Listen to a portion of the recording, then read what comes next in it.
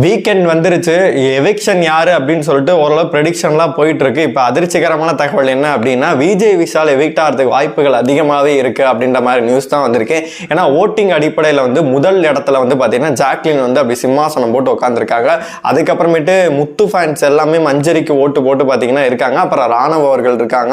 அப்புறமேட்டு பவித்ரா அவங்கலாம் இருக்கா. இவங்க ஓரளவு சேஃப் அப்படின்னே சொல்லலாம். அதன் பிறகு இருக்க 3 பேர் வந்து டேஞ்சர் ஜோன் சொல்லிட்டு முன்னாடியே சொல்லிக்கிட்டு இருந்தோம். விஜய் விஷால் அண்ட் அன்ஷிதா ஜெஃப்ரி இவங்க 3 பேரும் பார்த்தீங்கன்னா ஓட்டு டிஃப்ரெண்ட் வந்து அந்த லெவலாக பெருசாலாம் ஒன்றும் டிஃப்ரெண்ட்லாம் இல்லை.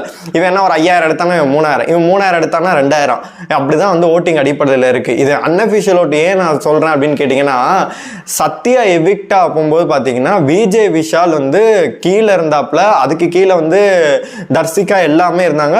ஒரு 2-3 படி வந்து மேலதான் சத்யா அவர்கள் இருந்தாங்க. பார்த்தீங்கன்னா பட்டுன்னு வந்து சத்யாவை தூக்கிட்டாங்க. சமூக வலைதளம் ஃபுல்லாக என்னங்க அன்ஃபேர் எவிக்ஷனா அப்படின்ற மாதிரி சொன்னாங்க. ஒரு சில பேர் சத்யா போனது நல்லதுதான்டா அப்படின்ற மாதிரி சொல்லிட்டு இருந்தாங்க. இருந்தாலுமே அபிஷியல் ஓட்டில் வந்து பார்த்தீங்கன்னா சத்யாவுக்கு வந்து ஓட்டுகள் வந்து சுத்தமாக விழலை அப்படின்ற மாதிரி சொல்லியிருந்தாங்க. இப்போ நம்ம அதை கணக்கில் எடுத்துக்கிட்டோம் அப்படின்னா கண்டிப்பாக வந்து விஜய் விஷால் வந்து டேஞ்சர் ஜோனில் தான் இருக்காரு.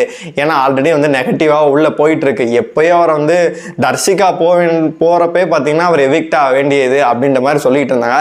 அதனால என்னைய பொறுத்த வரைக்கும் இந்த வாரம் விஜய் விஷால் வந்து எவிக்ட் ஆயிடுவார் அப்படின்ற மாதிரி தான் டாக்ஸும் போயிட்டு இருக்கு.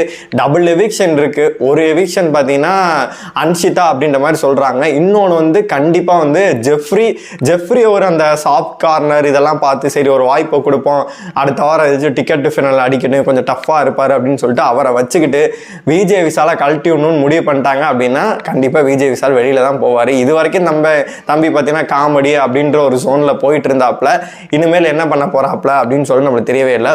உங்களை பொறுத்த வரைக்கும் இந்த வாரம் யார் எவிக்ட் ஆனால் நல்லா இருக்கும் நீங்க நினைக்கிறீங்களோ மறக்காம கமெண்ட் பாக்ஸ்ல சொல்லுங்க.